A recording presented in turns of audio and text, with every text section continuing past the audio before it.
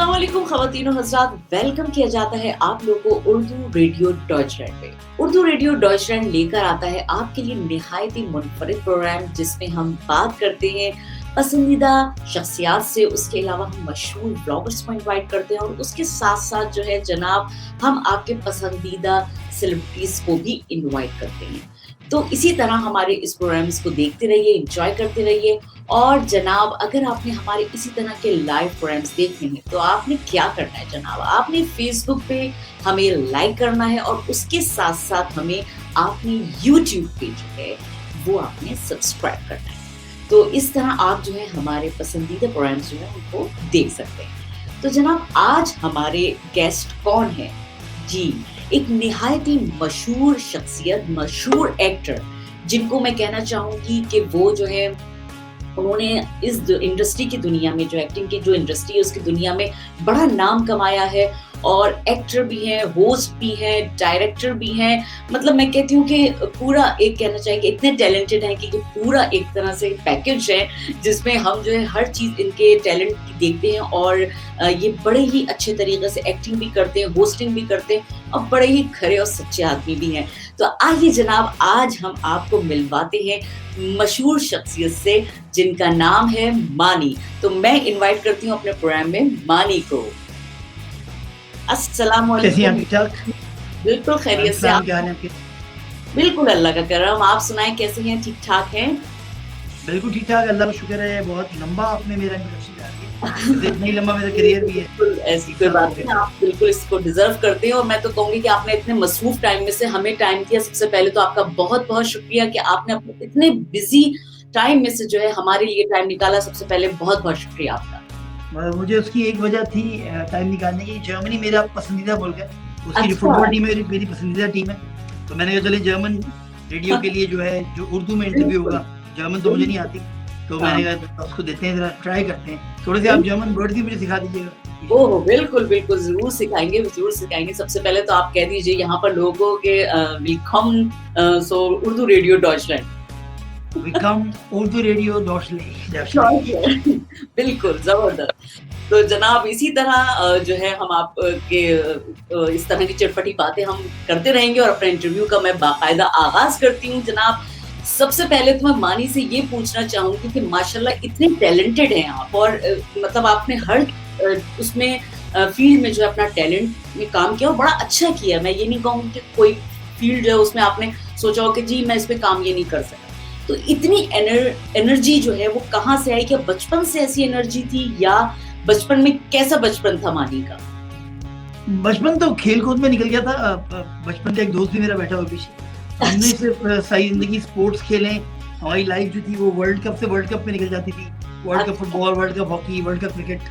बस यही हाँ। सोचते रहते थे, अब ये टूर्नामेंट आ रहा है, अब वो आ रहा है। रात को बैडमिंटन खेलते थे, शाम को हॉकी खेलता था। फिर उसके बीच में जो रात होती थी उसमें फुटबॉल खेलता था, क्रिकेट खेलते थे।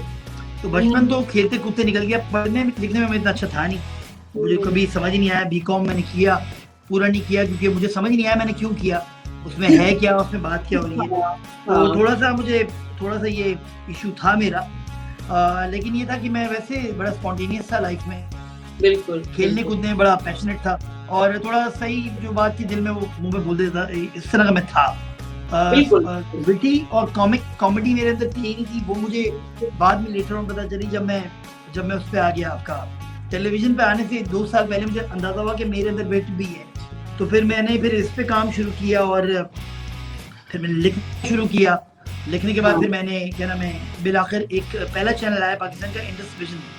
वहाँ से ये जितने भी स्टार्स आपके अभी के हैं मशहूर, जी, जी। आप जिसका भी नाम ले लें, चाहे वो माहिरा खान हो, फवाद खान हो, सबका वो जो बेस था वो इंडस विज़न था। वहाँ से फिर हमने स्टार्ट किया और फिर वहाँ से मैं मशहूर हो गया। ये एक मैंने आपको स्टोरी को थोड़ा शॉर्ट करके सुनाया। बिल्कुल, बिल्कुल।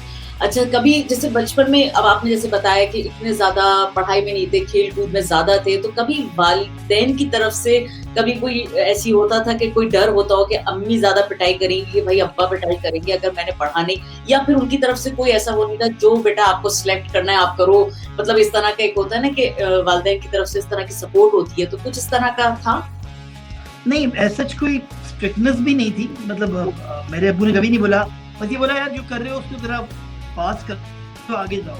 कभी भी ये नहीं बोला कि ये ग्रेड लेके आने हैं, वो A1 पोजीशन लेके आनी है, ये ऐसा कोई प्रेशर नहीं था मुझ पे। ये था कि बस उनको भी थोड़ी परेशानी होती होगी, उनसे ज़्यादा अम्मी को होती थी कि आगे क्या करेगा, या बहन को होती थी। अब्बू को कभी ऐसा मैंने अब्बू ने कभी मुझे बोला नहीं कि तुम क्या करोगे। बस कभी-कभी रातों को मैं बाहर बैठता था, पूरी रात तो वो परेशान होते थे मैं करता क्या हूँ, लेकिन फिर वो कभी देख के नॉर्मल ही हो जाते थे, क्योंकि हम लड़के बैठ के बात करते थे। बिल्कुल ना मैं किसी ड्रग्स में था, ना मैंने कोई और चीज़ की आज तक। तो फिर वो ये हुआ कि क्लीन चिट थी। बस माँ बाप को ये होता है कि आगे क्या करेगा बच्चा, ये एक मुझे भी होता है, लेकिन मुझे भी ऐसा नहीं है। आप अगर हाँ, उनको राइट और रॉन्ग की सही पहचान करा दें तो बच्चा निकल ही आता है। बिल्कुल ये था कि कुछ हमारा घर जो था बड़ा नेचुरल सा है। मेरी सिस्टर हो गई, मेरे भाई हो गए, वो सारे फनकार हैं अपनी अपनी नौयत के, अपनी अपनी चीज़ों के। तो अब्बू को ऐसा जितनी एफर्ट करनी नहीं पड़ी, मुझे नहीं लगता अब्बू ने वैसे एफर्ट की हमारे लिए और काम किया, और हमें जो जो वो दिखते थे उन्होंने दिया। लेकिन वैसे कभी उन्होंने मुझे बैठ के लेक्चर बहुत कम ही दिया है, बहुत कम ही दिया कि यार ये पढ़ लो वो पढ़ लो। बस ये कहते थे कि यार ये फेल नहीं होना, इसको बस पास करके आगे जाओ। तो ये था। और मैंने बीकॉम नहीं किया, वो अब्बू को मेरे रिग्रेट था आखिर तक। वो कहते कम से कम ये, वो कहते जो काम तुम कर रहे हो उसी में डिग्री ले लो, बीकॉम का तो उनको समझ नहीं आ रहा है क्या। वो कहते जो अगर तुम टेलीविजन में कोई काम कर रहे हो तो उसकी भी डिग्री दोगी, वो ले लो। वो एक रिग्रेट था उनको। बाकी ऐसा कभी भी उन्होंने मुझे रोका टोका नहीं। अम्मी थोड़ी सख्त थी मेरी, लेकिन अब्बू ने कभी ऐसा मुझे तो नहीं, मुझे हाँ बस वो कभी होता था घर लॉक कर देते थे। सुबह जब मैं 5 बजे आता था घर में तो मुझे लॉक मिलता था, तो बड़ा मसला होता था। फिर मैं 8 बजे का इंतजार करता था, फिर मैं उसी सामने घर के सामने ही ले जाता था। ये होता था बहुत। ये बिल्कुल बिल्कुल चले। और अच्छा, बहन भाइयों में किससे ज्यादा बॉन्डिंग थी? यानी वो होता है ना कि एक बहन या भाई में से कोई ऐसा होता है जो बेस्ट फ्रेंड होता है। मेरा भाई शानी जो है वो मेरा क्लोज था ज्यादा, अच्छा, और मुझसे छोटा है, तो उसके साथ ही मैंने सारी मस्तियाँ की हैं ज़्यादातर। लेकिन ये है कि एक टाइम तक की हैं, फिर उसके भी अपने दोस्त हो गए तो उन्होंने स्टार्ट कर दी। लेकिन शानी के साथ हम क्रिकेट वगैरह खेलना और मजाक करना, जो 2 भाइयों में जो गैप जिनमें कम होता है वही उनकी होती थी, क्योंकि बाकी भाई तो मेरे से और छोटे थे, उमर और हसन जो है। तो ये शानी के साथ थोड़ा ज़्यादा था, आयशा के साथ भी थी, लेकिन शानी के साथ मेरा ये था कि हम हर मस्ती, हर मजाक, हर चीज़ वो हमें पता होते थे। बताओ। हाँ। चल, अच्छा, उसके अलावा कोई ऐसी शरारत हुई हो बचपन में कि भाई उसके बाद जो है इतनी अच्छी खासी पिटाई भी हुई हो, या वो हमेशा याद रहे कि भाई ये स्कूल में मैंने शरारत करी थी, या घर में कोई ऐसी शरारत, या कुछ ऐसी आप बच्चा कर लेता है ना शरारत की, उसको जिंदगी भर याद रहती है। तो कोई जिंदगी में कभी ऐसा कोई शरारत हो तो आप हमसे शेयर करें। वो सिंपल था। जब आप ग्रेड्स कम आते थे तो या टेस्ट अच्छा नहीं होता तो अब्बू के साइन सिग्नेचर मुझे आगे थे करने। वो अब्बू के लेकिन बड़े आर्टिस्टिक सिग्नेचर थे, वो पकड़ में भी आए थे, क्योंकि अब्बू के बड़े अलग तरह के थे। वो एस अलग बनाते थे, क्योंकि वो खुद एमसीए ग्रेजुएट थे। तो उन्होंने तो बड़ा अच्छा था, नेशनल कॉलेज ऑफ आर्ट्स से पढ़ा, उन्होंने गवर्नमेंट कॉलेज लाहौर से पढ़ा, तो वो तो बड़े ओल्ड रावियन थे। मेरा ये मसला था कि मैं फिर वो करता था और फिर पकड़ाई हो जाती थी स्कूल में जाके। अब्बू को खैर आज तक कभी उन्होंने बुलाया नहीं, लेकिन ये हुआ था एक दफ़ा कि मैं एक दफ़ा तो पता नहीं क्लास 8 में मैं फेल ही हो गया था 5-6 सब्जेक्ट्स में, और शानी भी फेल हो गया था एक उससे पहली क्लास में। तो हमने कहा था क्या करें, ऐसे क्या करें कि अब्बू को ये पेपर्स बताना चले। तो हमने उन पेपर्स को ट्रेन की पटरी के नीचे छुपा दिया था। मतलब ट्रेन की पटरी के नीचे, अब पता नहीं हम इतने बेवकूफ़ थे कि ना अब्बू ने वहाँ पहुँचना था, हम चाहते तो फाड़ के फेंक देते, लेकिन हमने वो खड्डा खोद के उसको दफना दिया था कि किसी को पता ना चले। तो ये वो मासूमियत थी जो हमने की थी। अभी सोचने तो हंसी आती है कि अगर वैसी फाड़ के फेंक देते, क्योंकि मेरा घर मेरे स्कूल से बहुत दूर था। ऐसे ही पता नहीं ज़हन में आया कि कोई देख ना ले, तो हमने वो खड्डा खोदा और वो उसके अंदर पेपर दफना दिया। और फिर हमें वो ट्रैक से वो, क्योंकि उस ज़माने में वो अजीज भट्टी पार्क बीच में आता था, वो ट्रैक भी होता था, तो हमें वो ट्रैक का वो पोर्शन भी याद थी कि यहाँ हमने छुपाया हो, कोई देख ना ले। तो कभी ये था। कभी उसके बारे में अब्बू को पता लगा या अम्मी को पता लगा, घर वालों को? उनको पता चल ही जाता था कि जब सबके रिजल्ट आए थे, हमारा नहीं आता था तो पता चल जाता था। लेकिन ये कि मार तो पड़ती थी, अम्मी से भी बढ़ जाती थी, अब्बू से भी बढ़ जाती थी, ऐसा नहीं। लेकिन एज सच कोई मार नहीं पड़ी मुझे। अब्बू ने मैक्सिमम एक जूता ही मारा हो खींच के। इससे ज़्यादा तो मुझे नहीं लगता मुझे मारा भी हो। छोटों पे ज़्यादा सकती होती, मेरे भाई बहुत सख्ती होती थी, क्योंकि वो अब्बू से कहते थे ये कर लो वो कर लो वो कर लो ये कर लो। लेकिन मुझे एज सच मारा नहीं, चीखते थे अब्बू, जैसे मैं चीख रहा था मुजम्मिल इब्राहिम पे, वो एक नॉर्मल था। लेकिन एज सच मार मुझे याद नहीं, यादगार मार पड़ी होगी। लोग कहते हैं ना बेल्टों से मारा, ये मारा, वो भी हो गया होगा बीच में, लेकिन वो इतना नॉर्मल था क्योंकि स्कूल में भी डंडे पड़ते थे, स्कूल में मुझे याद है जब हमारे हम क्योंकि अगर हम लेट फीस देते थे, होता था पूरी हाँ। तनख्वाह वगैरह भी होती थी, तो हमें एक सजा मिलती थी कि हमें ग्राउंड में जो है वो जैसे पुशअप पोजीशन में ना खड़ा कर दिया जाता था, मतलब पुशअप पोजीशन में, और धूप में जो वो होते बहुत सारे बच्चे होते थे जो फीस नहीं दे पाते थे, तो उसमें से मैं भी होता था। तो मैंने कहा चलो यार फीस अभी आज का दिन तो निकालो और ये सजा ले लो। तो हमारे एक सर होते थे, सर जो थे वो जो जिसका चेस्ट नीचे लगता था जमीन पे उसको डंडा पड़ता था, तो वो एक बाकायदा, अगर अब मैं सोचता हूँ तो यार मैं फिजिकल एक्सरसाइज भी बाकायदा, अभी तो बच्चे अभी वाला बच्चा तो समझ भी ना पाएगा वो क्या है, तो हमें वो फिर मजा आना शुरू हो जाता था। हम फिर वो सर के जब वो सर का राउंड उस तरफ जाता था तो हम पीछे रहते थे, सर ऊपर आते थे, इधर आते थे, ऊपर चले जाते थे। तो ये चीजें थी, ये मुझे याद है कि इतना टफ टाइम हमें मिलता था, तो हम इतने टफ एंड रफ बच्चे हो गए, क्योंकि हम 80s और 90s के बच्चे हैं, तो इतने रफ एंड टफ बच्चे हो गए कि हम लक्कड़ हजम पत्थर हजम बच्चे हैं, और हर तरह का मुश्किल आफत तूफान आ जाए हम उसको सह जाते हैं। हमें बताया होता है कि यार इससे भी वर्स देखा हुआ है, इससे भी वर्स देखा हुआ है, कर्फ्यू देख लिए, हड़तालें देख ली, मतलब कराची में एनक्यूएम की हड़तालें हो रही हैं तो 3-3 दिन की हड़तालें हो रही हैं, सेक्टर इंचार्ज देख लिया जिससे हम डरते थे, मतलब ये सब देख लिया था, तो इसलिए कोई ये जो अभी हो रहा है ये तो बहुत नॉर्मल लगता है जो अब होता है, नॉर्मल है बिल्कुल। फिर दूसरी बात ये थी, मैं हमेशा बोलता मैं अपार्टमेंट में रहता था। हाँ हाँ जी जी जी आपकी जी पूछे थी हम। हाँ नहीं, मैं वही पूछ रही थी, मैंने कहा अभी आपने जिक्र किया ना कि कराची के जो हालात थे, तो मैं बस वो पूछना चाहूंगी कि जैसे अब आपके बचपन खत्म हुआ, जब जवानी में आए, तो फिर सियासत में आपका कुछ थोड़ा बहुत वो हो गया था, तो उसमें फिर कोई मसला तो नहीं है घर वालों की तरफ से कि ये किस तरफ जा रहा है ये बच्चा और क्या हो रहा है, क्योंकि जाहिर सी बात है उस वक्त काफी प्रॉब्लम्स थी आपको जैसे पता है, तो उनको किस तरह फिर हैंडल किया गया?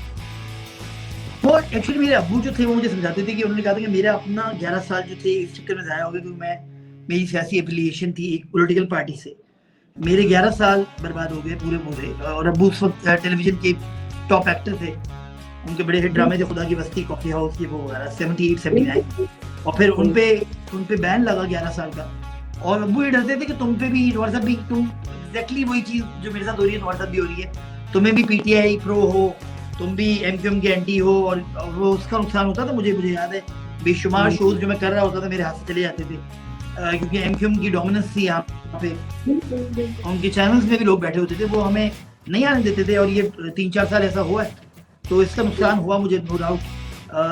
जानी खतरा भी होता था, लेकिन मुझे लगता था एमक्यूएम हमारे धमकियाँ देते हैं, मारे नहीं, उनके कुछ पेट लोग होते थे जिनको वो कत्ल करते थे, तो मुझे लग गया था कि मुझे तो नहीं मारेंगे, तो ये हो गया। फिर उसके बाद ये था कि वो टाइम मुश्किल था, हेरा को ऐसे जितनी अंडरस्टैंडिंग पॉलिटिकल नहीं थी, तो इसलिए उसने मुझे कभी रोका नहीं, कभी रोकती थी, कहती है तुम क्या कर रहे हो, लेकिन अब्बू मुझे बोलते थे, अम्मी मुझे बोलती थी कि ना करो ये तुम क्या करते हो, अब्बू समझाते भी थे।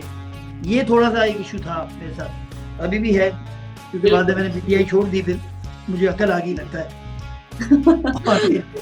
अच्छा, तो उसके बाद आपने एक बड़ा जबरदस्त लाइव शो भी किया था जिसमें आपने होस्टिंग करी थी असबर के साथ, तो वो शो आपका बड़ा रियलिटी पे मबनी था, उसमें आप बड़ा ही सच बोलते थे, बड़ा खरा सच बोलते थे, तो उसको क्यों बंद किया गया? मुझे लगता है कि उसकी कमी है, कहीं ना कहीं आपको लगता है कि उस तरह के प्रोग्राम्स की कमी है कि इतना रियल और इतना एक्यूरेट बोलना, तो आज लगता है आजकल के जमाने में ऐसा कुछ है?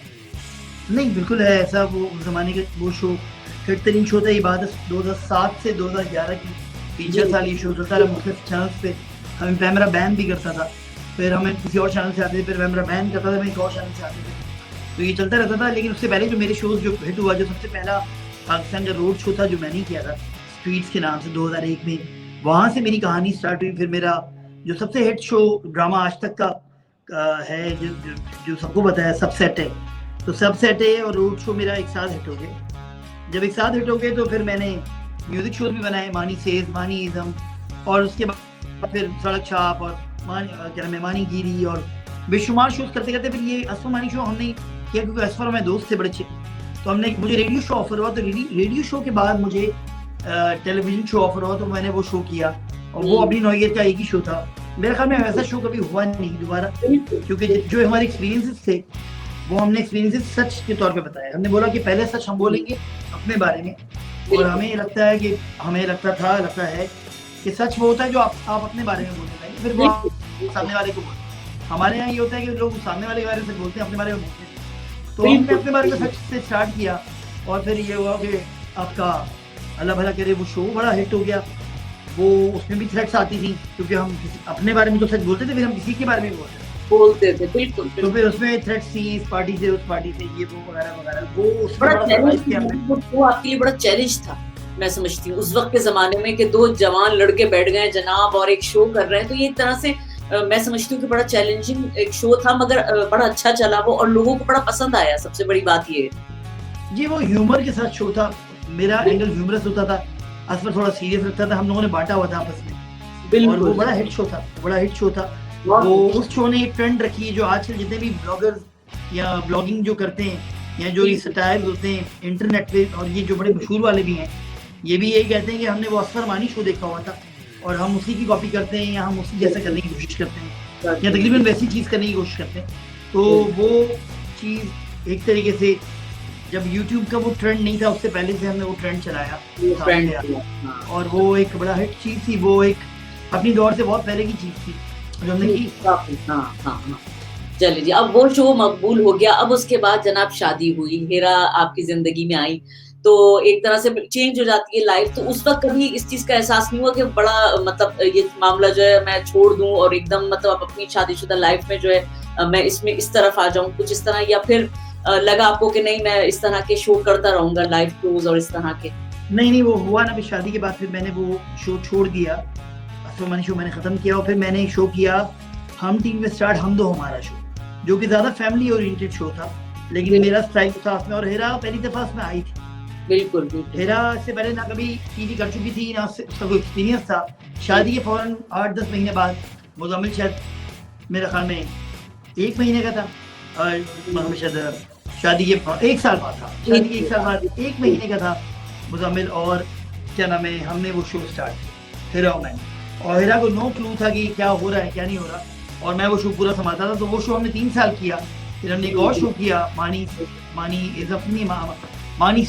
टुनाइट, वो 2 साल किया। तो इस तरह फिर हेरा मेरा एक कॉम्बिनेशन शुरू हो गया और फिर हमने ड्रामे किए, फिर हमने शोज किए और फिर ये सब सिलसिला चल पड़ा। और फिर मैंने वो थोड़ा सा वो जो ज्यादा कंट्रोवर्शियल चीज थी वो करना मैंने तो ऐसे से कम की, लेकिन मेरी नेचर का हिस्सा मैं करता हूँ, फिर भी करता हूँ। होता है ना कि चोर चोरी से जाए हेरा फेरी से न जाए, मेरा अंदर है मसला कि मैं कुछ चीज ऐसी पकड़ता हूँ जिसमें मैं बात करता हूँ। बिल्कुल नहीं, ये तो एक है चीज से जाहिर सी बात है, आदमी कहीं ना कहीं उस चीज को अपने नहीं छोड़ सकता या खत्म नहीं कर सकता। तो ये तो एक है बड़ा माशाल्लाह से आप लोग का वो प्रोग्राम भी दोनों का जो आपका था बड़ा मशहूर हुआ था और बड़ा लोगों ने पसंद किया था। और उस वक्त हेरा का मुझे याद है कि हेरा भी बिल्कुल नासमझ सी छोटी सी मासूम सी तरह होती थी, और उसमें वही बात है कि आपने उस चीज को काफी लेके चले और उसको माशाल्लाह मकबूल किया। उसके साथ साथ अब मैं ये पूछूंगी कि मानी चलो भाई स्क्रीन पे तो बहुत मशहूर है और मतलब काफी काम कुछ किया है, घर में जो है कभी कुकिंग करी है मानी ने, या कभी घर वालों के लिए कुछ अच्छे सा कुकिंग करी है कि भाई आज मेरी तरफ से आप लोग ये खाएं मेरे हाथ का, तो कभी कुकिंग वगैरह में इंटरेस्ट हुआ है? बहुत इंटरेस्ट है मेरा कुकिंग में। मैं बारबेक्यू हो गया, कढ़ाई हो गई, इवन अंकल मरहूम जो थे हेरा के अबू और मैं अक्सर घर में, क्योंकि हमें किसी और के हाथ का खाना पसंद नहीं था, तो अंकल को मेरे हाथ का, मुझे अंकल के हाथ का खाना पसंद था। तो अक्सर जब हम फारिग होते थे तो हम कोई कहते थे आज कीमा मटर बनाएंगे, आज कढ़ाई बनाएंगे, आज पाए बनाते हैं, तो वो हम मिलके बनाते थे पूरा दिन फारिग दिन में, और बड़ा मजा आता था। कभी खटाखट बना लिया, कभी जो है वो कुछ और स्टू बना लिया, मटन स्टू, तो वो चीजें अंकल बनाते थे और हेरा भी खाती थी, या कभी हेरा शुरू हो जाती थी। तो ये है कि नाश्ता जो है वो मेरा होता है, इंग्लिश ब्रेकफास्ट में बनाता हूँ पूरा, स्क्रैम्बल्ड एग होते हैं, उसके अंदर वो क्या नाम है हैश ब्राउनी होता है। तो ये चीजें मैं बनाता हूँ, वो मेरा फेवरेट है। सुबह में नाश्ता वैसा मेरा होता है अक्सर, और वो मैं ये किसी को हाथ नहीं लगाने देता, वो हेरा को भी मैं ही खिला रहा हूँ, तो नाश्ता वो मैं खा रहा हूँ। बाकी फिर हम दोपहर को खा लेते हैं, कभी खाते नहीं खाते, रात को खाना खा लेते हैं, लेकिन ये होता है कि अक्सर स्किप करते हैं, दोपहर का खाना रात को खा रहे होते हैं। तो ये एक नॉर्मल रूटीन है हम लोगों की, क्योंकि ज्यादातर शूट्स पे होते हैं या काम पे होते हैं हम दोनों हेरा में। तो बेसिकली जब काम पे होते हैं, शूट्स पे होते हैं, तो हम लोग फिर बीच का स्किप करके रात को खाते हैं। हमारे वैसे बड़े इश्यूज होते हैं आर्टिस्टों के, वेट के इशू होते हैं, वेट बढ़ गया, वेट कम हो गया, वेट बढ़ गया, वेट कम हो गया, तो दोनों के साथ ये इश्यूज लगे रहते हैं हेरा मेरे साथ। और क्योंकि कभी हम बहुत खाते हैं, कभी हम अभी अमेरिका में थे तो हमने बहुत खाया, और उसके बाद अब हमारा वेट बढ़ा तो फिर हमने फिर स्टार्ट कर दी रनिंग बनी एक्सरसाइज। तो राइट। ये चलता रहता है दोनों का हमारा, मेरा और मेरा। चलें, अब मैं थोड़ा-सा कुछ ड्रामों की तरफ आती हूँ। आप ज़ाहिर माशाल्लाह डायरेक्शन भी करते हैं और उसके साथ-साथ लिखते भी हैं। मैं पूछना चाहूँगी मानिए कि आजकल के ड्रामे जो हैं, उनमें बड़ा एक तरफ रुझान जा रहा है खुदकुशियों पे। मैंने अभी तक जितने भी ड्रामे देखे हैं, उन पे आपको लगता होगा कि इस तरह के टॉपिक्स हैं कि उनमें जनाब खुदकुशियों की तरफ ज़्यादा अट्रैक्ट हो रही हैं ये चीज़ें। तो क्यों ऐसा है? आप क्या समझते हैं एज़ ए डायरेक्टर और एज़ ए राइटर, अगर आप लिखते भी हैं ज़ाहिर है और आपको आइडिया है कि किस तरह स्टोरी को लेके चला जाता है, तो इस तरफ रुझान क्यों करवाया जा रहा है? क्योंकि माशरे में ये रुझान है, लोगों को फाइनेंशियल क्राइसिस चल रहा है, माशी जो है वो कहते हैं इकोनॉमिक क्राइसिस अभी है हमारे मुल्क में, बेरोजगारी बहुत ज़्यादा है, लोग लड़कियों की शादियाँ नहीं हो रही, ये बेशुमार मसले हैं। इसीलिए खुदकुशी का भी एक एंगल आता है, और जब लोग डिप्रेशन में होते हैं, एंजाइटी में होते हैं, जब उनको साइकोलॉजिकल इश्यूज होते हैं, तो वो इस तरफ भी जाते हैं। और हमारे मुल्क में तो वैसा नहीं होता जैसे यूरोप और अमेरिका में होता है। यूरोप अमेरिका में तो हर एक का एक लॉयर और एक साइकियाट्रिस्ट होता है, लेकिन हमारे मुल्क में ऐसा नहीं है अनफॉर्चुनेटली, जिसकी वजह से खुदकुशी तक नौबत जाती है, वरना उसकी दवाइयाँ हैं, उसको टेपर डाउन किया जाता है। तो यही चीज़ जो है फिर ड्रामों में भी आती है, ड्रामों में भी ये चीज़ दिखाई जाती है, रियलिटी दिखाई जाती है। और रियलिटी ये है कि ऐसा हो रहा है, बच्चों के साथ भी ज़्यादती हो रही है, ऐसा हो रहा है। इसके अलावा लड़कियों की शादियाँ भी जेल होने की वजह से नहीं होती, ऐसा हो रहा है। फिर लड़कों के ऊपर भी बहुत ज़्यादा प्रेशर है कि इतना कमाएंगे तो शादी होगी उनकी, ऐसा हो रहा है। यहाँ पे बिजली गैस पानी नहीं होती कराची में या पाकिस्तान में, ऐसा हो रहा है। तो ड्रामों में वही चीज़ दिखाई जाती है, कभी कभी बहुत क्लीशे कर देते हैं ड्रामे को, ये थोड़ा गलत होता है। बहुत नए टॉपिक्स और भी हैं, नई चीज़ें और भी हैं, वो नहीं आती, और यही टिपिकल चीज़ें आई जाती हैं। लेकिन पता नहीं ये मंजन है जो बिक जाता है आराम से, और ये प्रोड्यूसर डायरेक्टर्स और ड्रामे बनाने वाले ये बेचते हैं, तो जो कि अनफॉर्चुनेट भी है, लेकिन उनको वो जस्टिफाई इसका करते हैं कि ऐसा तो हो रहा है, ऐसा ही हो रहा है ना। अब हम यूरोप की तरह, हम जर्मनी की तरह, यूरोप का नंबर 1 मुल्क तो नहीं है ना, जर्मनी है। जर्मनी में जो है वहाँ पे तफरीह के ज़राए भी हैं, यहाँ तो कोई एक अम्यूज़मेंट पार्क नहीं है एक प्रॉपर तरीके का। इतना बड़ा शहर जिसमें हम रहते हैं कराची में, इतना दूर जाके बैरिया टाउन में एक पार्क आता है। तो ये जब चीज़ें नहीं होती, ये डिस्क्रिमिनेशन होती है, तो फिर लोग दो तरीके से रिएक्ट करते हैं, या तो फिर वो खिलाफ हो जाते हैं, तहरीकें चलाते हैं, या फिर वो खुदकुशी कर लेते हैं बेचारे डिप्रेशन में आके।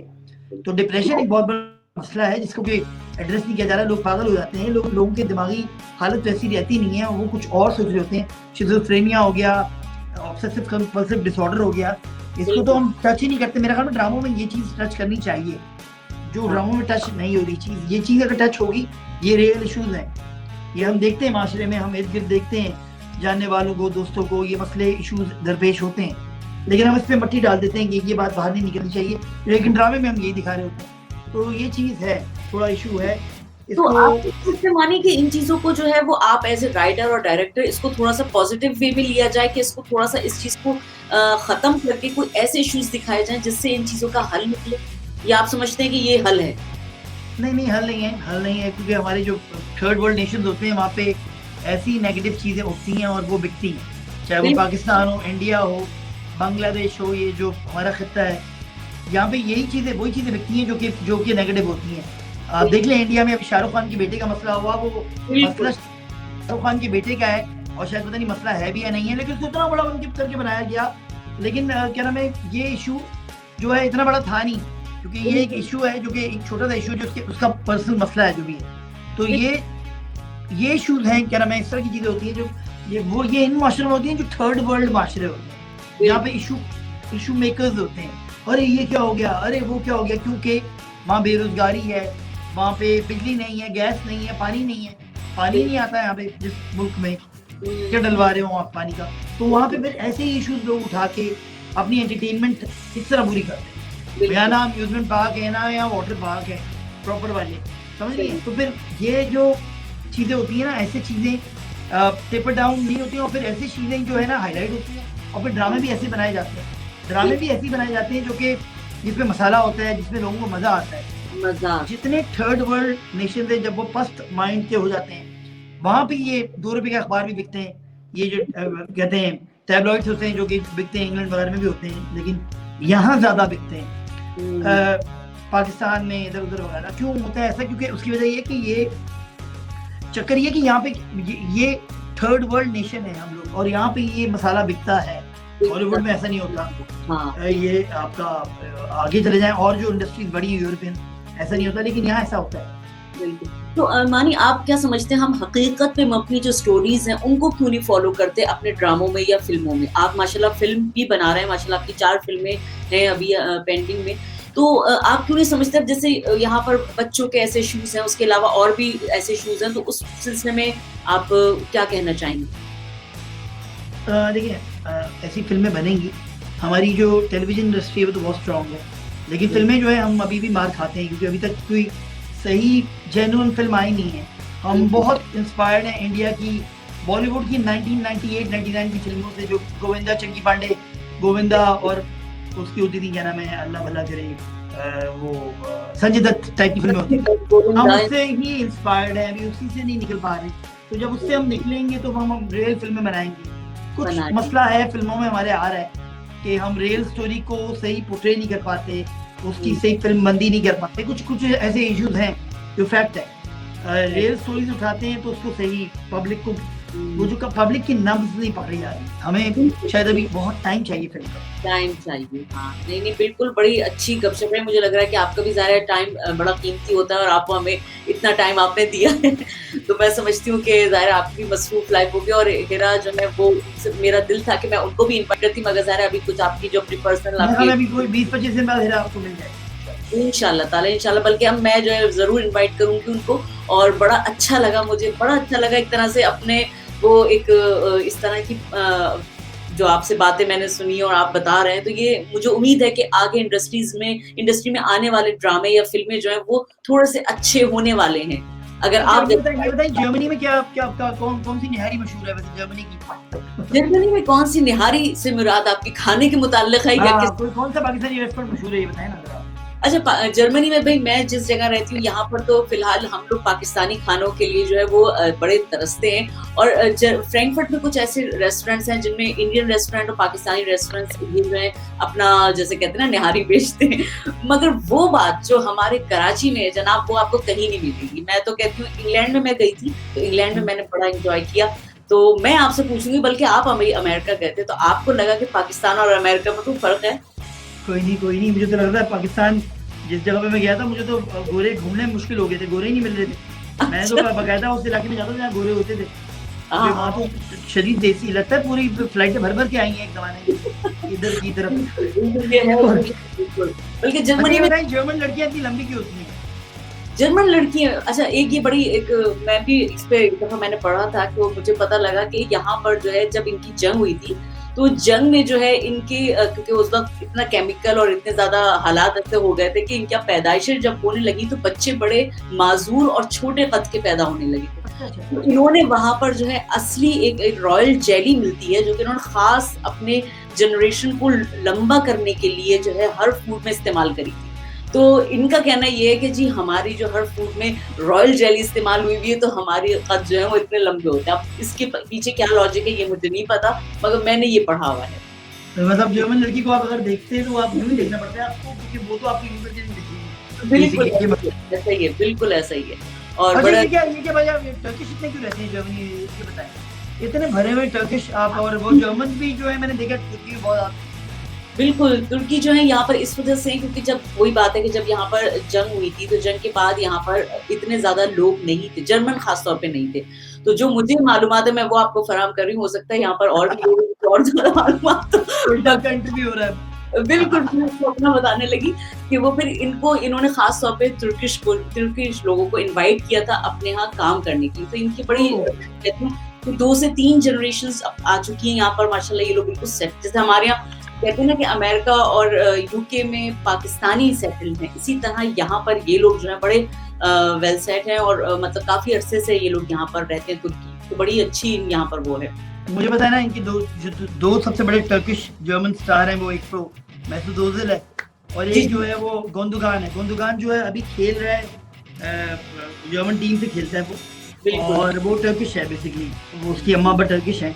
काफी सारे स्टार्स हैं जो टर्किश हैं जो वहाँ जर्मनी में रहते हैं। तो आप ये बताएं, आप कब विजिट हो रहा है यहाँ पर, आप बस कब ये जैसे ही कोविड खत्म होगा तो हम आ जाएंगे, हमें तो बड़ा शौक है, अभी तो हम वो जा रहे हैं अवार्ड के लिए बिल्कुल थोड़े बिल्कुल दिनों में, और वहीं से मुझे लगता है फ्लाइट लेके मैं जर्मनी आ सकता हूँ। बिल्कुल आ सकते हैं आप, बल्कि ये कि आप अपना पूरा प्लान बनाएं ऐसा कि आप इंशाल्लाह हिरा के साथ, अपनी फैमिली के साथ यहाँ जर्मनी चक्कर लगाएं, तो हमें बड़ा अच्छा लगेगा। नहीं मैं मुझे बहुत पसंद है जर्मन कॉम, और बड़ी खुददार कॉम है, बड़े ही इनकी हिस्ट्री है, कैसे उन्होंने वर्ल्ड वॉर के बाद अपने आप को उठाया, कैसे उन्होंने अपने आप को बड़ा किया, क्या हिसाब किताब से, क्या मतलब कि आपको बड़ी हैरत की बात बताऊं कि यहाँ पर जो है वो इंग्लिश नहीं बोली जाती इतनी ज्यादा, जो हमारे यहाँ पाकिस्तान में जो एक वो होता है ना, मुझे पता है। तो मैं तो समझती हूँ कि जितना मोहब्बत जर्मन अपनी जबान से करता है और अपने कल्चर से करता है, वो शायद और कहीं मुल्क में मैंने देखी नहीं है।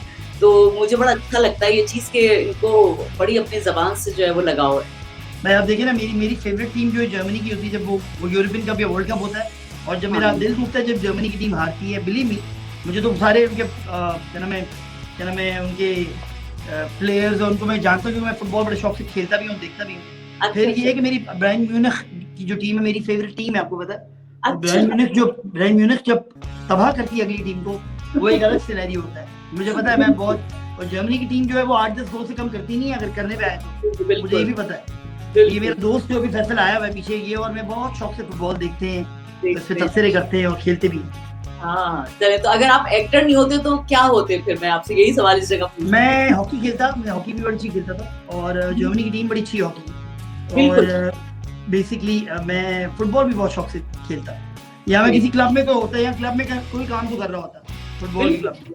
बिल्कुल मानी, बहुत अच्छा लगा आपसे बात करके, बहुत आपने टाइम दिया हमें, और बड़ी अच्छी गपशप रही हमारी, और मुझे ये है कि आपने इतना अपने कीमती टाइम में से हमारे लिए टाइम निकाला।